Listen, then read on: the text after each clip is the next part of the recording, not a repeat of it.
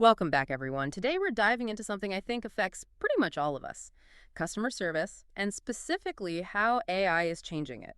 Our goal, as always, is to cut through the noise, find the really important stuff, and make it clear and useful for you. We often find some cutting edge examples over on the AI Agent Store website. It's just a great place to see what these AI tools can actually do. So today we're focusing on one agent featured there called Leaping AI. We want to unpack what it is, how it works, and, well, why it matters for how companies talk to you. Yeah, it's a great topic. Leaping AI is a really solid example of AI being used practically, solving actual business problems. And it definitely brings up some interesting thoughts about where human AI interaction is headed. So yeah, let's look at its features, how it's built to streamline things based on the info available. Okay, let's start right there. What exactly is Leaping AI? The description I saw, self-improving voice AI agent, really caught my eye. What does that mean in practice? Well, uh, fundamentally, it is a voice AI agent. It's built specifically to automate customer calls. But that self-improving bit is really the core of it. It's designed to learn on its own from the calls it handles, and crucially, it integrates with the company's existing systems, things like their phone systems and, importantly, their CRMs. CRM, sorry, could you just quickly elaborate on what CRMs are for anyone listening who might not be familiar with the term? Oh, sure. Good point. CRM stands for Customer Relationship Management. Think of it as the company's database or system for managing all customer interactions, sales calls, support history, preferences. It's all in there. So when Leaping AI connects to the CRM, it gets context. It knows who it's talking to, basically, which helps it give better, more relevant service, not just generic answers. Got it. Yeah, that context is definitely key for a good experience. So it learns, it connects to these systems. What kind of problems is it really designed to solve? It's aimed squarely at high-volume call workflows, both calls coming in and calls going out. Imagine like a busy contact center just swamped with calls, right? Common questions, maybe appointment setting, follow-ups. That's the sweet spot for Leaping AI.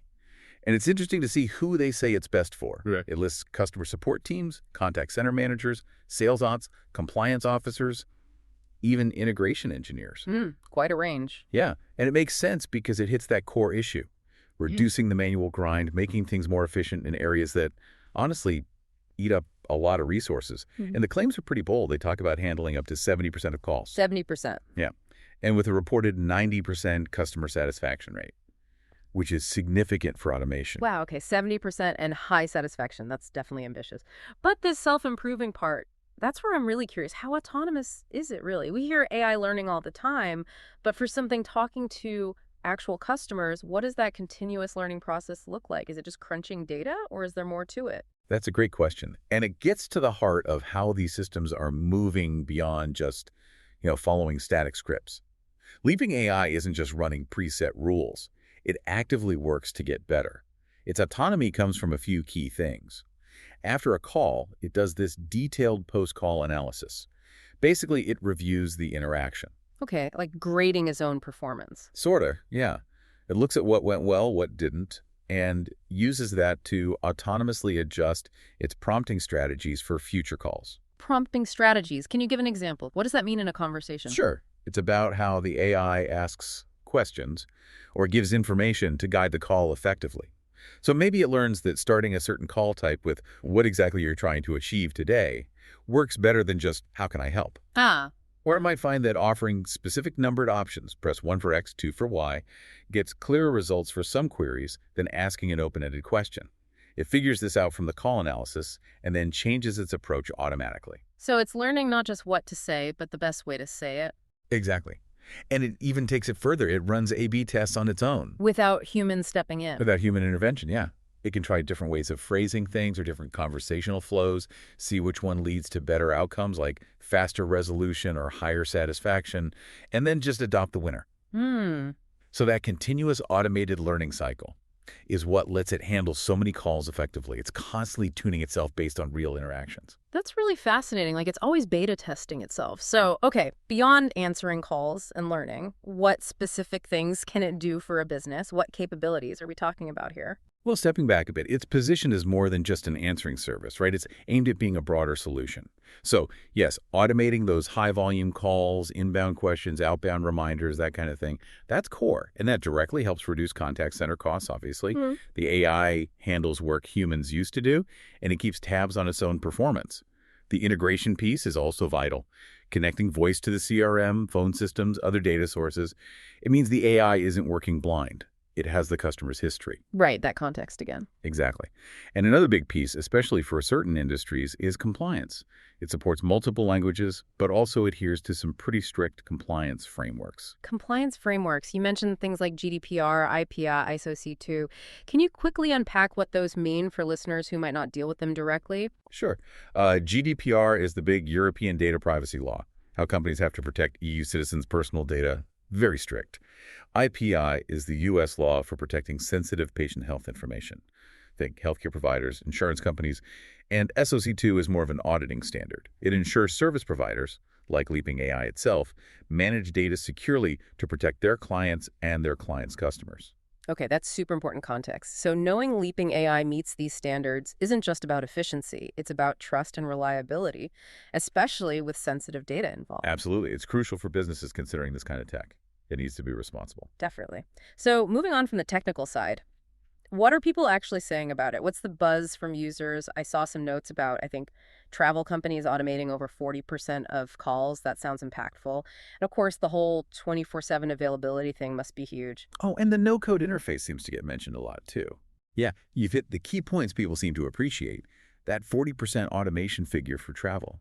That's a concrete benefit. Imagine handling all the standard flight status or baggage queries automatically. It frees up human agents for the really complex stuff like rebooking during disruptions. Yeah, absolutely. 24/7 availability, that's a massive plus for customers, obviously, but also a competitive edge for the business.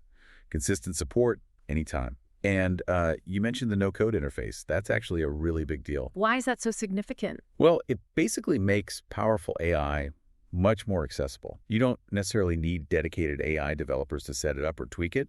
Someone like a contact center manager who really understands the customer journey and business rules but maybe doesn't code can use a visual tool to design how the AI interacts. Ah, I see. So it lowers the barrier for businesses to actually use it. Precisely. It democratizes the technology, lets more companies benefit without needing deep technical teams just for setup and basic maintenance. That makes a lot of sense. And connecting this back to, everyone listening, think about what this means for your experience as a customer. We're talking potentially way less time stuck on hold. We can all appreciate that, right? Definitely. You get more consistent answers, probably more accurate too, because the AI is plugged into the company systems, and that round-the-clock support is just convenient. It can really lift the whole customer satisfaction level. For sure. So, kind of wrapping things up here. Leaping AI seems like a really strong example of these autonomous, self-improving voice AIs making a real mark on customer service. They bring efficiency, they handle the compliance side, and they seem to genuinely improve the customer experience. It's not just about routing calls anymore. These things learn, they adapt, they handle pre-complex stuff, freeing up people for tasks that, well, still need that human element. Right. The nuanced conversations, the empathy. Exactly. So I guess the big question this leaves us with is, what does this mean for the future? How you talk to companies? Will these AI interactions get so good, so smooth, you won't even know it's not a person? And how does that change what we expect from customer support? It's a fascinating question. This tech isn't just automating tasks. It's fundamentally reshaping the experience, setting new standards for speed, personalization. It really makes you think about that evolving line between human and AI interaction in our daily lives, especially in these service roles where clear communication is so critical. Absolutely. Well, if you're curious and want to explore Leaping AI or other innovative AI agents like it, you can always check out the AI Agent Store. The website is aiagentstore.ai. And as always, thank you so much for listening, and thank you for rating our conversations. It genuinely helps us bring more insights like this to you.